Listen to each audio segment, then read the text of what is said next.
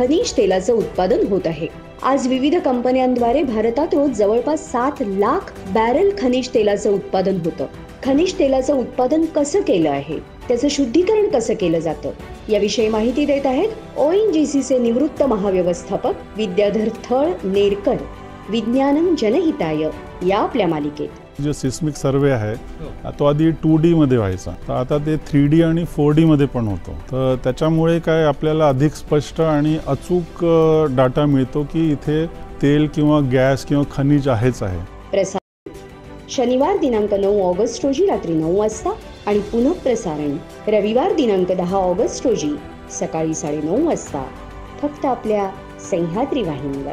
मंडळी, आज 15 ऑगस्ट आपल्यासाठी अभिमानाचा आणि आनंदाचा दिवस. ही कचोरी अत्यंत पौष्टिक करायची बरं का आपल्याला, कारण यामध्ये आपण वापरणार आहोत पालेभाज्या आणि मैदा न वापरता करणार आहोत. रुचिरा प्रसारण शुक्रवार दिनांक 15 ऑगस्ट सकाळी 11:30 वाजता आणि पुन्हा प्रसारण सायंकाळी 4 वाजता फक्त सह्याद्री वाहिनीवर.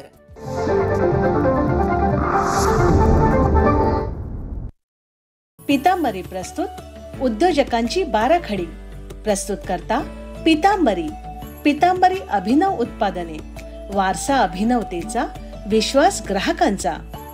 देवाची मूर्ती निरांजन आधी रुपेरी करेल लख लख लख. चांदीची वाटी नैवेद्यासाठी रुपेरी करील चक चक चक. पितांबरी प्रॉडक्ट्स प्रायव्हेट लिमिटेडचं रुपेरी सिल्वर क्लीनर. आणि चांदीची चीज, छे छे, चांदीचं चीज.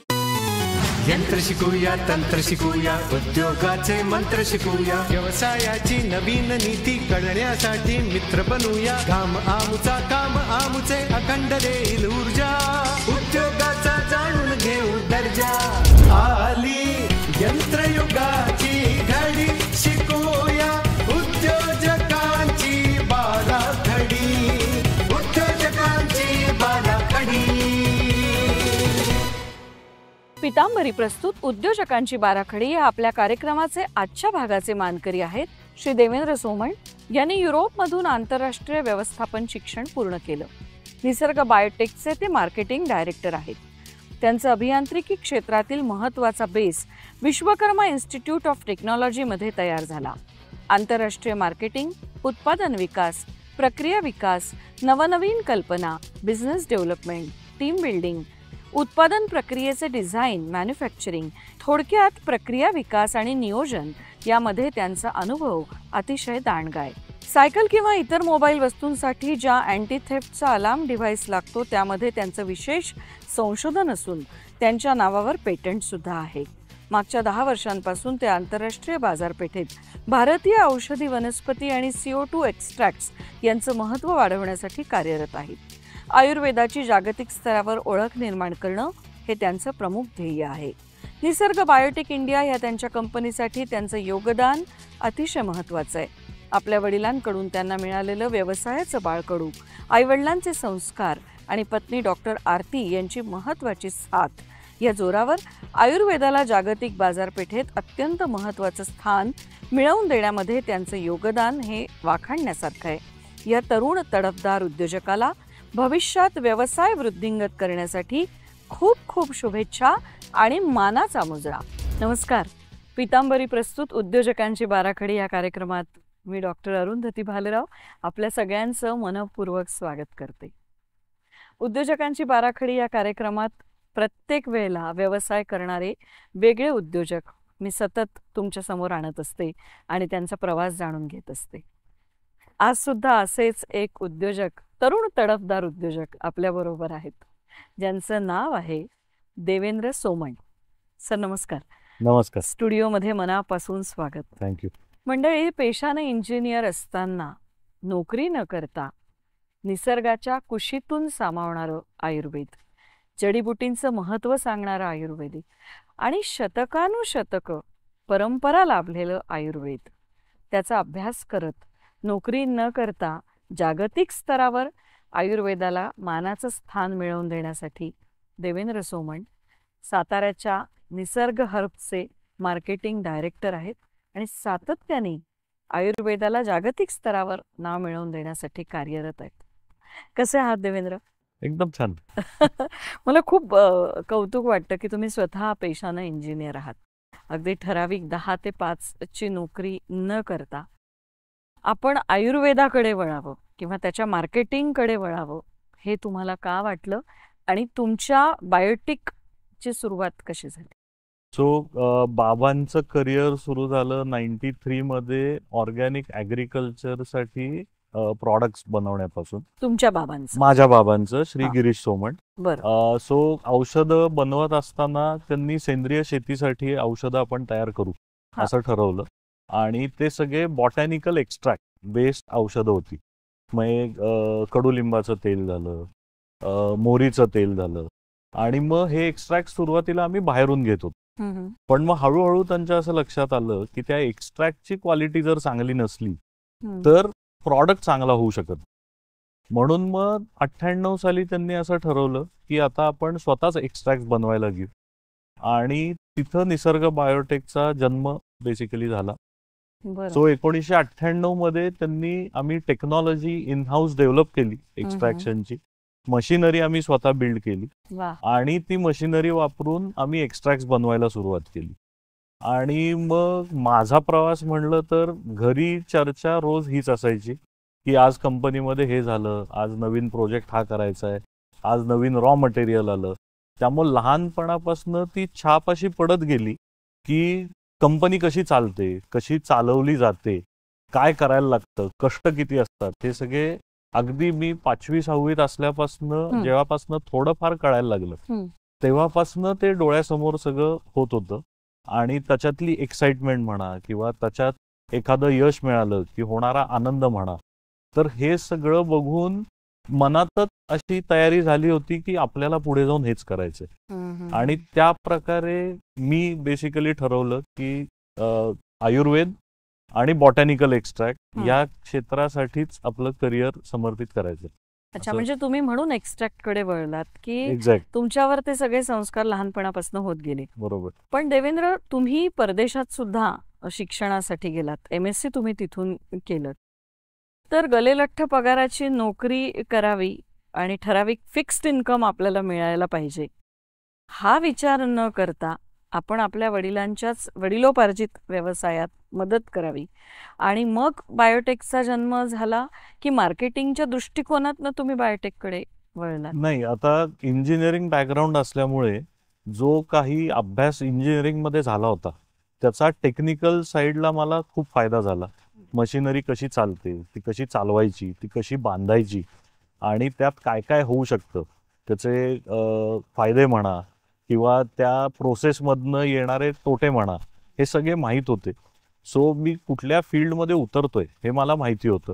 इथे माझ्या मनात एक प्रश्न असा निर्माण झाला की 250 एक्स्ट्रॅक्ट पासून तयार होणारे प्रॉडक्ट्स आहे, मग त्याच्यासाठी लागणारी जी वनस्पती आहे ती तुम्ही स्वतः तुमच्या फार्ममध्ये डेव्हलप केली आहे की तुम्ही बाहेरून त्याची हे करता? नाही, आता आमचे फार्म्स आहेत ते साताऱ्याच्या जवळ आहेत. सो साताऱ्याचा जो पट्टा आहे तो आलं, हळद आणि इतर जंगलामध्ये उगवणाऱ्या वनस्पती या तिथे उगवल्या जाऊ शकतात. पण दालचिनी म्हणा किंवा लवंग म्हणा हे केरळमधनं किंवा श्रीलंकेतनं इव्हन आणायला लागतं. सो सगळं आम्ही स्वतः उगवत नाही. तरी तुमच्याकडे काय प्रमाणात? नाही, आता आमचा आता निसर्ग बायोटेकचा क्वांटम एवढा मोठा आहे एक्स्ट्रॅक्शनचा की आमची मे बी 5% रिक्वायरमेंटच आमच्या स्वतःच्या फार्म्स मधनं होत असेल. पण जे मी म्हणलं की बाबांनी आयुर्वेदिक बॉटॅनिकल एक्स्ट्रॅक्ट वापरून शेतीसाठी जी प्रॉडक्ट्स तयार केले होते, सो त्याच्यामध्ये आमचं खूप मोठं फार्मर नेटवर्क आहे. सो जे शेतकरी आमची औषधं वापरतात त्याच शेतकऱ्यांकडनं आम्ही खूपदा सोर्सिंगही करून घेतो. मग त्यांची जमिनीचा साईज किती आहे, कुठल्या जॉग्रफीमध्ये आहे, ते काय उगवतायत हे आम्हाला माहिती असतं. आणि मग जे आमचे जवळचे शेतकरी आहेत जे वर्षानुवर्ष आम्हाला माहिती आहे की सेंद्रिय शेती करतायत, त्यांच्याकडनं आम्ही डेफिनेटली डायरेक्ट सोर्सिंग करतो. आणि माहिती असल्यामुळे अस्सल पण मिळत असेल ते. एक्झॅक्टली. आता आम्ही स्वतः टेस्टिंग करतो. म्हणजे जरी ओळखीतला शेतकरी असला किंवा आमच्या स्वतःचं जरी शेत असलं तरी रॉ मटेरियल हे प्रोसेसिंगला घेण्याआधी त्याचं पूर्णपणे टेस्टिंग केलं जातं अच्छा. की त्यात पेस्टिसाइडचे रेसिड्यू नाहीत ना, हेवी मेटलचे रेसिड्यू नाहीत ना. पण मग तुम्ही लॅब त्याच्यासाठी निसर्ग बायोटेकची स्वतःची DSIR अप्रूव्ड R&D लॅब सुद्धा आहे. अरे वा. त्याच्यात सगळे इक्विपमेंट्स आहेत आणि त्या इक्विपमेंटच्या साहाय्याने आम्ही क्वालिटी आणि प्युरिटी हे दोन्हीचं टेस्टिंग इन हाऊस करून मग ते प्रॉडक्ट प्रोसेसिंगला आणि त्यामुळे ते प्रोडक्ट्स खूप म्हणजे खात्रीलायक तुम्ही छान आहे, चांगलं आहे, अस्सल आहे असं म्हणू शकता. सो एखाद्या गोष्टीवर स्वतःचं नाव लावायचं, बरोबर, म्हणजे ती मागणं एक भीती पण असते की उद्या काही चुकलं की ते आपलंच नाव पुढे असतं. बरोबर. सो निसर्ग हर्ब्स हे नाव बघितलं की हे विश्वासाचं आणि खात्रीचं नाव आहे. हे कसं लोकांच्या मनात बिंबवलं जाईल आणि कसं त्यांना मान्य होईल याचेच प्रयत्न आम्ही सगळे करतो. मी त्याच्याकडे येणार आहे की तुम्ही लोकांची विश्वासार्हता कशी मिळवता आणि नाव सातत्याने टिकवून ठेवण्यासाठी तुमचे काय प्रयत्न असतात. आपण बोलणार आहोत याविषयी. कुठेही जाऊ नका, एक छोटासा ब्रेक घेतोय आणि परत आपण संवाद साधणार आहोत निसर्ग हर्ब्स साताऱ्याचे मार्केटिंग डायरेक्टर देवेंद्र सोमण यांच्याशी. पितांबरी प्रस्तुत उद्योजकांची 12 खडी.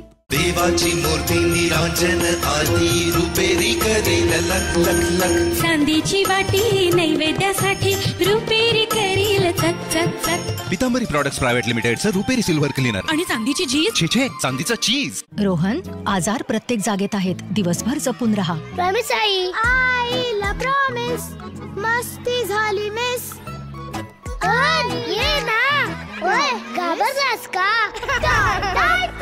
मुलं दिवसभर प्रॉमिस पाळणार? इम्पॉसिबल. म्हणून डेटॉलचे नवे प्रॉमिस, इंडियाचा पहिला साबण जो देतो 12 तास प्रोटेक्टिव्ह शील्ड. डेटॉल, सुरक्षेचा विश्वास आता दिवसभर सोबत. Lights, sound, camera, action.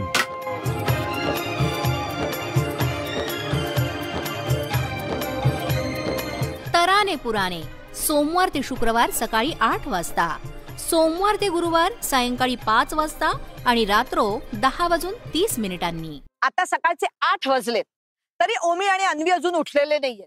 हे काय हे आजी? अगं सध्या त्यांना कॉलेजला सुट्ट्या आहेत की नाही ग? म्हणून काय झालं? लोळत पडायचं 8 वाजेपर्यंत.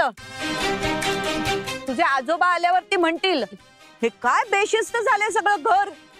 तू काय करून ठेवलंय हे घरात? तू लक्ष नाही दिलंस. ते काही नाही, तू जा आणि सगळ्यांना म्हणा मी बोलवलंय. जी फिटनेस ट्रेनर आहे. आजी, तुझी जी व्यायामाबद्दल काळजी होती ना त्यासाठी आमची अनन्या महा एपिसोड दर गुरुवारी दुपारी 2 वाजता. क्रीडा विश्वातील ताज्या घडामोडींवर आधारित कार्यक्रम क्रीडांगण.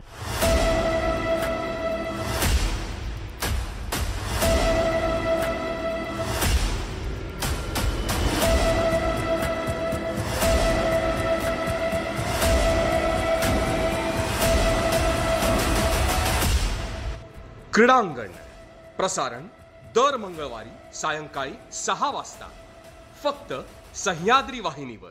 तुमचे हात कधी इथे येते, कधी तिथे तिथे, यांना जावं लागतं ना जाणे कुठे कुठे, मग ते पोहोचतात इथे. जास्तीत जास्त सामान्य आजार हातांमुळेच पसरतात, म्हणून पाहिजे डेटॉलचे उत्तम जर्म प्रोटेक्शन जो देतो 12 तास प्रोटेक्टिव्ह शील्ड सुद्धा. डेटॉल, सुरक्षेचा विश्वास आता दिवसभर सोबत. पितांबरी प्रस्तुत उद्योजकांची 12 खडी. मंडळी, ब्रेक नंतर पुन्हा एकदा तुमचं स्वागत. आपण आता ज्या विषयावर बोलत होतो त्याकडे यायचंच आहे की विश्वास आपण कसा मिळवतो लोकांचा किंवा हे. पण त्याआधी किती लोकांपासून ह्या व्यवसायाला सुरुवात झाली आणि आजच्या घडीला किती लोक तुमच्याकडे कार्यरत आहेत? So as group of companies जर तुम्ही बघितलं तर माझे बाबा आणि त्यांचे 3 पार्टनर असं त्यांनी 93 साली ॲग्रिकल्चरचे जे प्रॉडक्ट्स आहेत सेंद्रिय शेतीसाठी ते त्यांनी सुरू केले आणि आज आमचा 550 लोकांचा ग्रुप आहे. क्या बात. म्हणजे इतके लोक काम करतात. हो, फुल टाइम पेरोल वरती कंपन्यांच्या ग्रुप ऑफ कंपनीज मध्ये टोटल 550 लोक काम करत आहेत. आणि अवतीभोवतीच्या परिसरातल्या लोकांना पण त्यामुळे खरं तर काम रोजगार मिळाला. हा, म्हणजे अँसिलरी इंडस्ट्रीज तुम्ही तशा धरल्या तर ते आकडा मोजणंही अवघड आहे, पण बरीच लोक आम्हाला सपोर्ट करतात. बरोबर. तुमच्या प्रॉडक्ट्सची विक्री आंतरराष्ट्रीय स्तरावर पण होते, मग त्याची स्ट्रॅटेजी कशी प्लॅन करता? निसर्ग बायोटेक किंवा निसर्ग हर्ब याचं एकच धोरण आहे, क्वालिटी फर्स्ट. आयुर्वेद म्हणलं की भारताची आठवण झाली पाहिजे, आणि आयुर्वेदा विथ सायंटिफिक नॉलेज किंवा सायंटिफिक प्रूफ म्हणलं की निसर्ग बायोटेक किंवा निसर्ग हर्ब ची आठवण झाली पाहिजे. याकडे आमचा प्रयत्न आहे. सो ज्या देशात आम्ही प्रॉडक्ट्स विकतो त्या देशामध्ये तिथल्या लोकांची गरज काय आहे हे बघून आयुर्वेदाचं बॅकिंग आणि मग क्लिनिकल सायन्स किंवा टेक्निकल नॉलेज हे एकत्र करून प्रॉडक्ट तयार केले की त्या देशामध्ये त्या लोकांना आपल्या आयुर्वेदावरती विश्वास कसा वाढेल. तर ही बेसिकली आमची स्ट्रॅटेजी आहे. वर्ल्ड स्टेजवर जर तुम्ही बघितलं तर भारतामध्ये, युरोपमधल्या काही देशांमध्ये लोकांचा आयुर्वेदावर विश्वास आहे, पण अमेरिकेमध्ये किंवा इवन भारतात जे स्वतःला पाश्चिमात्य समजतात त्यांना असं वाटतं की आयुर्वेद म्हणजे हे जडीबुटी घ्यायची, जडीबुटीतनं काही होतं का. पण बऱ्याचशा अशा मेडिकल डिस्कवरीज म्हणा किंवा फार्मास्युटिकल मॉलिक्युल्स म्हणा, ते इदर जे आपल्या निसर्गाने दिलेलं आहे त्याला एकतर ते मिमिक करतात किंवा त्याचपासनं डिराईव्ह करून ते प्रॉडक्ट्स तयार केलेले असतात. सो निसर्ग हे नाव देण्याचं कारणही तेच होतं की जे काय आज आहे ते सगळी निसर्गाचीच देण आहे. म्हणूनच निसर्ग हर्ब, निसर्ग बायोटेक हे खूप निसर्ग आहे, कारण सगळं जे आहे ती निसर्गाचीच देण आहे. मला इथे एक प्रश्न नेहमी असा पडतो की आपलं प्रॉडक्ट, आपण तयार केलेलं औषध हे चांगलं आहे आणि ते लोकांना आवडतंय किंवा ते खूप अस्सल आहे, हे फक्त त्याच्या प्रॉडक्टची विक्री यावरनं निश्चितच ठरत नसेल तर त्यासाठी मार्केटिंग टीम काय वेगळे प्रयत्न करते की आपलं प्रॉडक्ट किती लोकांपर्यंत जात आहे आणि ते किती लोकांना आवडत आहे. आजकालच्या काळामध्ये आपल्याकडे सगळ्यांकडे मोबाईल असतात. मोबाईलमध्ये तुम्ही काहीही सर्च केलं की तुम्हाला त्याची माहिती मिळते, पण ती इतक्या प्रमाणात माहिती मिळते की ती खरंच बरोबर आहे का नाही हे व्हॅलिडेट करणाऱ्या लोक खूप कमी आहेत. सो लोकांना हे खरं आहे का, हे खरंच असं असतं का हे जाणून घ्यायची खूप इच्छा असते आणि ती आम्हाला दिसते. म्हणजे जेव्हा लोक आम्हाला फोन करतात तेव्हा ते प्रश्न विचारतात की हे खरंच आहे का, हे असं असतं का, हे असं होऊ शकतं का. सो त्यातनं आम्हाला असं कळालं की लोकांना माहितीची तर गरज आहेच, पण ती स्वतःहून जाणून घ्यायची पण खूप आवड आहे आणि जिज्ञासा आहे. सो आम्ही काय करतो की जे खरं आहे ते खरं दाखवायचं, जे खरं आहे ते खरं सांगायचं आणि माहिती पुरवत राहायचं. सेल हा आज आला नाही तरी उद्या येऊ शकतो, पण शेवटी रिपीटेबिलिटी जी म्हणतात की एकदा तुम्ही औषध घेतलं ते परत तुम्ही घ्याल का, तर हे रिझल्टवरच अवलंबून असतं. बरोबर. त्यामुळे आम्ही किती सेल झालाय यापेक्षा लोकांपर्यंत बरोबर माहिती किती पुरवली जाते याला जास्त याच्यावरती आमचा जास्त भर आहे. तुमच्या प्रॉडक्ट्सना, औषधांची जे काही तुमचे प्रॉडक्ट्स आहेत, मग तुम्ही 282 बायोटेकचे म्हणालात आणि इकडे तुम्ही काहीतरी मला वाटतं 60-65 प्रॉडक्ट्स म्हणालात, तर ह्याला परंपरा आहेच, आयुर्वेदाची परंपरा त्याच्याबरोबर आहेच, पण आधुनिक तंत्रज्ञान सुद्धा त्याच्यामध्ये तुम्ही जोडलेलं आहे. म्हणजे टेस्टिंग, क्लिनिकल टेस्टिंग असेल किंवा सायंटिफिक प्रोसेस असेल, या सगळ्याचा वापर करून तुमचं प्रॉडक्ट वेगळं आहे हे कशा पद्धतीने तुम्ही लोकांना हॅमर करता. आयुर्वेद म्हणला की 5000 वर्षाची परंपरा, ऋषी मुनी होते आणि मग ते खलबत्त्यामध्ये काहीतरी कुटायचे, काढे बनवायचे, उकळतानाचे आपण ग्रंथामध्ये जुन्या फोटोज वगैरे बघतो. पण आयुर्वेद आता तसा राहिलेला नाहीये, हे आम्ही जगाला दाखवतोय, फक्त भारताला नाही. सो आयुर्वेदामध्ये जे आपल्या पूर्वजांनी लिहून ठेवलेलं आहे, जो अभ्यास त्यांनी केला होता, तेव्हा मॉडर्न ज्या सायंटिफिक मेथड्स आहेत किंवा टेस्टिंगच्या ज्या प्रणाली आहेत सगळीकडे अवेलेबल, त्या पूर्वी नव्हत्या. पण त्यांनी एक्सपिरियन्समधनं, ऑब्झर्वेशनमधनं आणि म्हणजे पिढ्यानपिढ्या अभ्यास करून केलेलं तो सगळं ज्ञान त्यांनी एकत्र आपल्या हातात ठेवलेलं आहे. आता क्लिनिकल सायन्स किंवा आजची मॉडर्न सोसायटी म्हणते की ते म्हणले होते तेव्हा काळ वेगळा होता, पण हे खरंच उपयोगी आहे का किंवा हे खरंच चालतं का याचं तुम्ही आम्हाला पुरावा द्या. सो तो पुरावा आम्ही तयार करायचा प्रयत्न करतोय. आम्ही इंग्लिशमध्ये म्हणतो की बॅक्ड बाय आयुर्वेदा आणि प्रूव्हन बाय सायन्स. आणि हेच धोरण आम्ही आमच्या सगळ्या स्टोरी टेलिंगमध्ये, सगळ्या ब्रँडिंगमध्ये आणि आमच्या सगळ्या मेसेजमध्ये असतं. आम्ही कधीही सांगत नाही की आमचा प्रॉडक्ट 50% सूट आहे म्हणून घ्या. आम्ही म्हणतो हा क्लिनिकल डेटा आहे, हा त्याचा रिसर्च आहे, ही त्याची प्युरिटी आहे आणि आता हे सगळं बघून तुम्ही ठरवा की तुम्हाला औषध हे सूट होतोय की नाही. एक्झॅक्टली. म्हणजे तुम्ही त्या परंपरेबरोबर तंत्रज्ञानाबरोबर विज्ञानाची सुद्धा त्याला जोड दिलेली आहे असं म्हणायला हरकत नाही. एक्झॅक्टली. कुठेही जाऊ नका, एक छोटासा ब्रेक घेतोय आणि परत आपण संवाद साधणार आहोत निसर्ग हर्ब साताऱ्याचे मार्केटिंग डायरेक्टर देवेंद्र सोमण यांच्याशी. पितांबरी प्रस्तुत उद्योजकांची 12 खडी. देवाची मूर्ती निरांजन आधी रुपेरी करेल लख लख लख. चांदीची वाटी नैवेद्यासाठी रुपेरी करील चक चक चक. पितांबरी प्रॉडक्ट्स प्रायव्हेट लिमिटेडचं रुपेरी सिल्वर क्लीनर. आणि चांदीची चीज. छे चांदीचा चीज. तुमचे हात कधी इथे येते, कधी तिथे तिथे. यांना जावं लागतं ना जाणे कुठे कुठे, मग ते पोहोचतात इथे. जास्तीत जास्त सामान्य आजार हातांमुळेच पसरतात, म्हणून पाहिजे डेटॉलचे उत्तम जर्म प्रोटेक्शन जो देतो 12 तास प्रोटेक्टिव्ह शील्ड सुद्धा. डेटॉल, सुरक्षेचा विश्वास आता दिवसभर सोबत. इस हफ्ते हमारा देश मना रहा है स्वतंत्रता दिवस. कर चले हम फिदा जानो तन साथियों.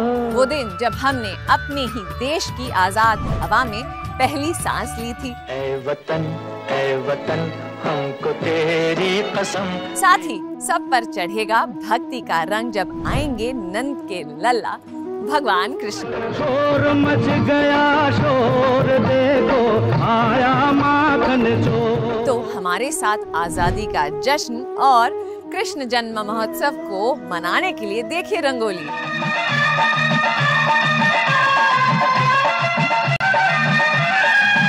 रंगोली प्रसारण दर रविवारी दुपारी 12 वाजता, दर गुरुवारी रात्री 8:30 वाजता दूरदर्शनच्या सह्याद्री वाहिनीवर.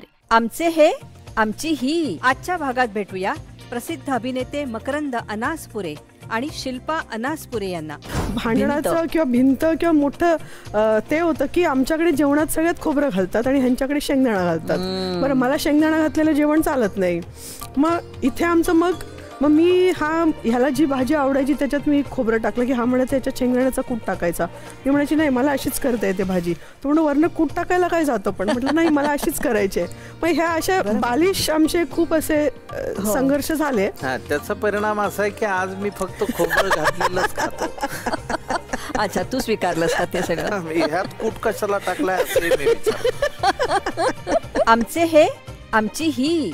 दर बुधवारी संध्याकाळी 7:30 वाजता, पुन्हा प्रसारण दर शुक्रवारी दुपारी 2:30 वाजता, फक्त सह्याद्री वाहिनीवर.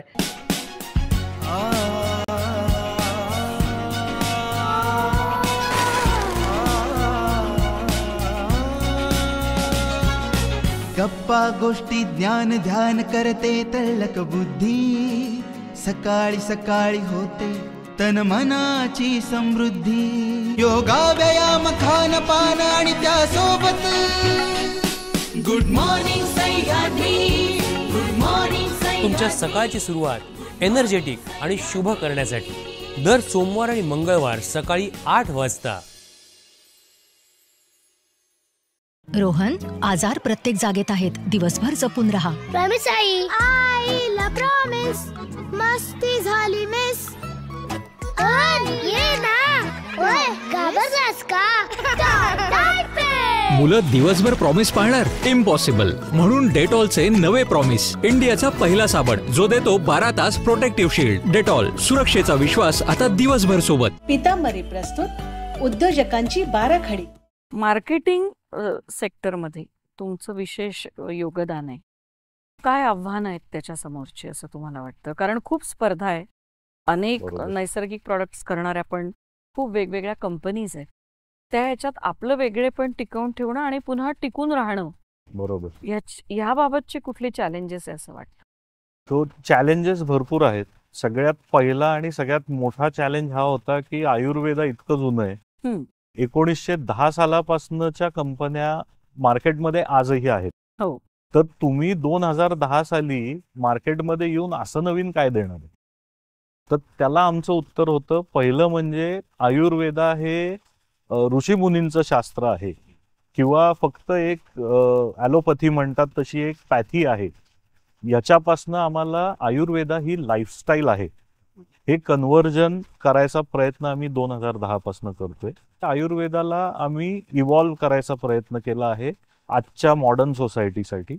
आणि ब्रँडिंग करतानाही आम्ही तेच सांगतो की आमच्यावरती म्हणजे आमचं प्युरिटी, ट्रान्सपरन्सी आणि क्लिनिकल स्टडीजचा एव्हिडन्स म्हणजे थोडक्यात आपण असं म्हणूया देवेंद्र की लोकांचा विश्वास सातत्याने टिकून राहावा आणि आपल्या प्रॉडक्टची क्वालिटी मेंटेन राहावी, बरोबर, याकडे तुमचा जास्त कल आहे. हो. आपण अगदी आता मुलाखतीच्या अंतिम टप्प्यावर आहोत. एक प्रश्न मनात असा आहे की एखाद्या गोष्टीचं सस्टेन करणं ही एक संकल्पना जरी असली तरी जीवन जगताना तो एक अनुभव असतो, तो टिकवून ठेवणं.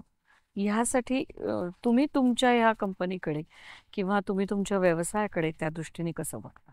सस्टेनेबिलिटी हा एखाद्या CSRच्या पुस्तकात लिहिण्यासाठी किंवा एखाद्या रिपोर्टमध्ये छापण्यासाठीचा शब्द नाहीये. म्हणजे आम्ही ॲज अ कंपनी नाही, पण सगळ्यांनीच तसं जगलं पाहिजे. कारण तुम्ही फक्त घेत राहिलात आणि निसर्गाला परत काही दिलंच नाही तर एक वेळ अशी येईल की पुढच्या पिढीला काहीच राहणार नाही.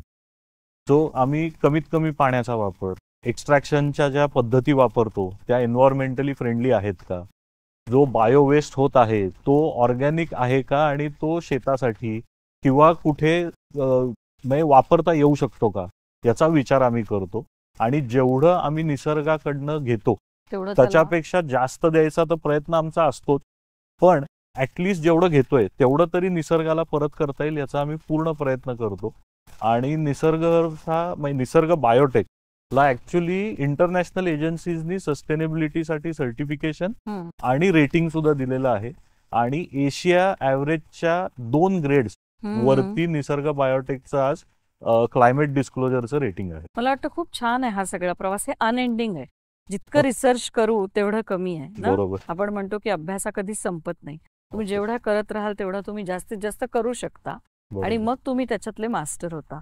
तर निसर्ग हर्ब आता त्यातलं मास्टर झालंय असं म्हणायला हरकत नाही. अगदी मुलाखतीच्या शेवटचा प्रश्न आहे, तरुण उद्योजकांना ह्या व्यवसायात यायचं असेल तर तुम्ही त्यांना एक आजचे तरुण उद्योजक म्हणून काय सांगाल? तुम्ही कुठून येता? आता मी साताऱ्याचा आहे. एखाद्याला वाटेल साताऱ्यात हा काय बसलाय करत, खलबत्ते घेऊन बसला असेल कुठं, तसं नाहीये. सो तुम्ही कुठून येता याला महत्व नसतं, तुम्ही किती शिकला आहात याला महत्व नसतं, पण तुम्ही अनुभव किती घेताय, त्या अनुभवातनं किती शिकताय. आणि एखादं स्वप्न किंवा एखादी जिद्द तुम्ही जर मनात धरली असेल की ही मला गोष्ट करायची आहे, तर त्याच्या मागे तुम्ही हात धुवून लागलात तर ती गोष्ट डेफिनेटली तुमच्या जवळ येते, लांब पडत नाही. मला वाटतं शिक्षण हे फक्त स्टेपिंग स्टोन आहे, पण खरं शिक्षण हे अनुभवच तुम्हाला देत असतं. खूप छान वाटलं भेटून.